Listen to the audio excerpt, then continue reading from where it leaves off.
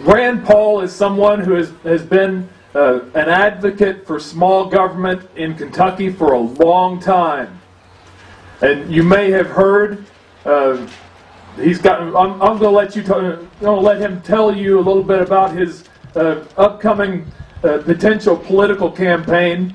But please give a big Central Kentucky welcome for Dr. Rand Paul.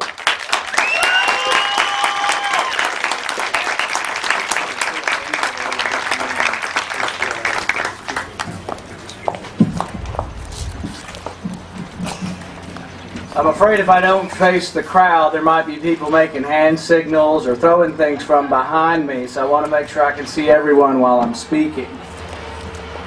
Thomas Paine wrote that government is a necessary evil. I think most people know what that means, but I think it bears explaining. Government is necessary in some ways. We have a government to keep the peace. We have a government to repel foreign invasion.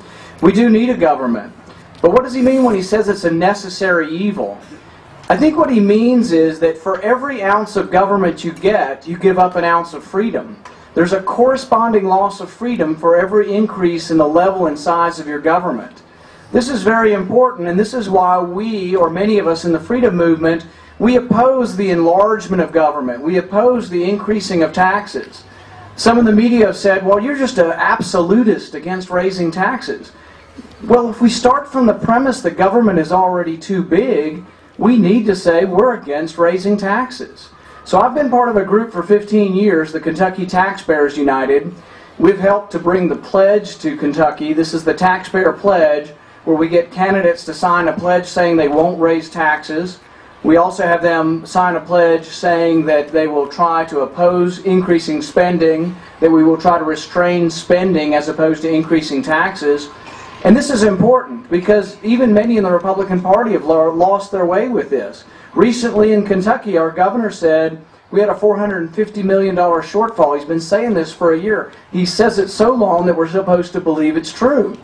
Well, really what they're talking about is a $456 million shortfall based on expected or projected budget. So this year, if you made $25,000 and you want to make $30,000 next year, but you made $25,000. Did you lose $5,000 or did you make the same? Right now in Kentucky, in the midst of a horrible recession, the worst we've had in many years, we're still running almost even on revenue. And yet they tell us, and many of our Republican leaders capitulated on this, we've got to raise taxes. So they ended up raising taxes. This is not what the Republican Party was supposed to be about. At the federal level, we have as part of the Republican platform that we don't believe in bailing out private businesses. And yet what happened? The majority of the Republican leadership voted to bail out the banks. Now not only did we just bail out the banks, we bailed out a lot of individuals. Individuals who made millions of dollars a year.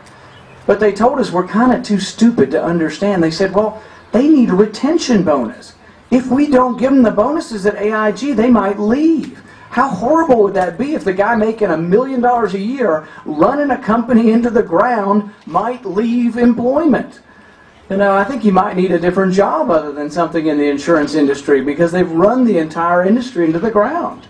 But no, we're told that the questions are too complicated for you and I to understand. They're too big to fail. Now, if you own a gas station and you don't bring in as much as you need to pay your bills, you will fail. So it's okay for you guys to fail. It's just not okay for a business too big to fail.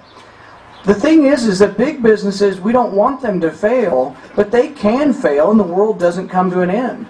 I live in Bowling Green. Fruit of the Loom failed because of foreign competition and many other reasons, but they failed. They restructured, they went bankrupt, and guess who bought them? Warren Buffett bought them. General Motors could go through a restructuring and succeed. They sell 9 million cars. Toyota sells 9 million cars, but Toyota's making 20 billion and General Motors is losing 40 billion. There is no model that General Motors, under the current circumstances, can make money. Because if you can't make money selling 9 million, you have to say, well, I'll make money if I could sell 12 million. We're in the middle of a recession. They're going to sell 7 million this year. Toyota's making money. They have a different model. They have a different wage scale, and they pay $40 an hour instead of $70 an hour. You have to completely change things, and General Motors can only survive through bankruptcy. But what does everybody in government tell you? Too big to fail. So it started under the Republicans. The Republicans said, we'll bail out the banks. Many of the Republicans went along with bailing out the car industry. But the thing is that where does it end?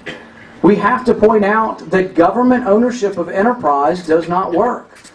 Many people understand that the Soviet Union failed, but they don't understand why. It's because socialism doesn't work. You cannot set the price of a good. It's that simple. You cannot set the price of a loaf of bread because you don't know what the price should be. Only the market can determine that. If you set the prices too low, all the bread is gone. There are long lines waiting for breads. You have to ration the breads. That's the way a socialist economy works. But that's what we're going towards. We're going towards the government ownership of banks, the government ownership of the auto industry. Where does this end? My point in running for office, which I have formed an exploratory committee to run for the U.S. Senate, is that it's not just the Republicans or the Democrats. We need strong people in some party to stand up for the taxpayer.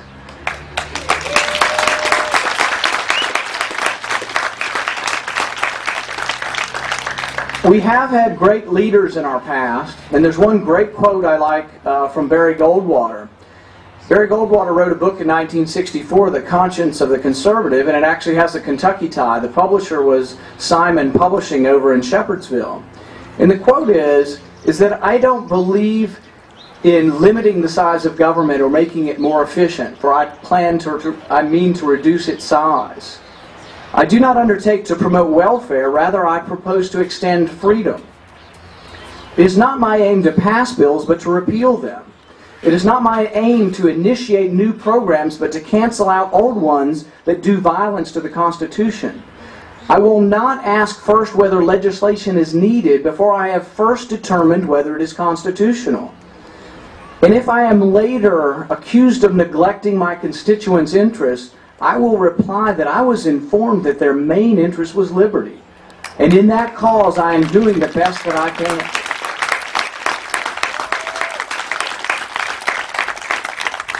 We need people in Washington who not just are generally maybe a little bit pro-business or a little bit conservative. The place is a mess. You have to have someone who will stand up and not only vote no, but vote no at the top of their lungs to everyone and explain what is wrong. Throughout 8 years of the Bush administration, the deficit went from $5 to $10 trillion. Some, like my father, myself, and others in the Liberty Movement, realized that the Republicans were doing a bad job with the budget. The last Bush deficit was $500 billion. And now we jump ahead. Most of the Republicans are voting no against the Obama budget. It's $1.75 trillion in debt. And the media says, they take President Obama at his word. He says he will cut that deficit in half by the end of his term. Well, number one, that's probably not going to happen. But even if he did, he's tripled the deficit, and he's going to cut in half a tripling of the deficit. So if he did that, the budget would still be 1.5 times greater than Bush's last deficit. And that's after 4 years.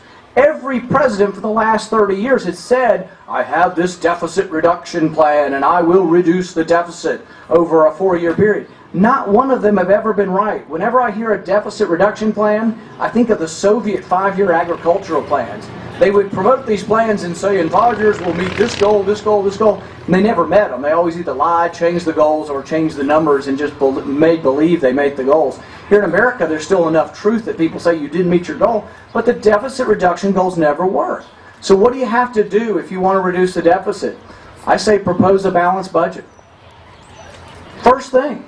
If I were in the Senate, I would say the Republican alternative, we may not win because the Democrats have 60 votes, but let's make the Republican alternative a balanced budget the very first year.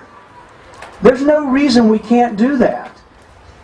What is the Republican alternative right now? The Democrats propose a $1.75 trillion deficit next year, and they say they'll balance the budget in 15 years or something crazy. What's the Republican alternative? We can balance the budget in 10 years. Well, they're both ridiculous. No one's talking about what you have to do. You have to cut spending. Republicans for many years